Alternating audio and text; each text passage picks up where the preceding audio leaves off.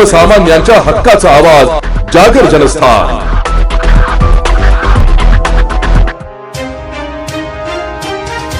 शिरपूर शहरात एका शिक्षकाचे अपहरण करून त्याला चाकूचा धाक दाखवत तब्बल 3 लाख रुपयांची ऑनलाईन खंडणी उकळल्याचा धक्कादायक प्रकार उघडकीस आलाय।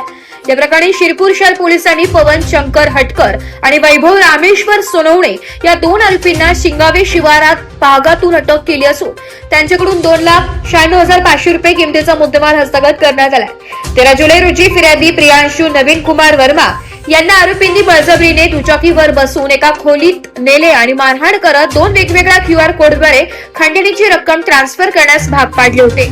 या गुन्ह्यातील तिसरा आरोपी बंटी उर्फ हर्षल मनोहर बोरसे हा सध्या फरार असून पोलीस त्याचा शोध घेत आहेत। या प्रकरणाचा तपास आणि आरोपींची धरपकड पोलीस अधीक्षक विशाल आनंद, अप्पर पोलीस अधीक्षक अजय देवरे आणि उपविभागीय पोलीस अधिकारी सुधीर पाटील यांच्या मार्गदर्शनाखाली करण्यात आली आहे। शिरपूर शहर पोलीस ठाण्याचे पोलीस निरीक्षक किशोर कुमार परदेशी, सहाय्यक पोलीस निरीक्षक सतीश भांड यांच्यासह पोलीस अंमलदार रवींद्र आखडमल, अतुल पाटील, योगेश दाभाडे, गोविंद कोळी, विनोद आखडमल, भटू साळुंके, मनोज दाभाडे, सचिन वाघ, मनोज महाजन, आरिफ तडवी, प्रशांत पवार, सोमा ठाकरे आणि निलेश चौधरी यांच्या पथकाने तांत्रिक माहितीच्या आधारे या गुन्ह्याची उकल केली आहे।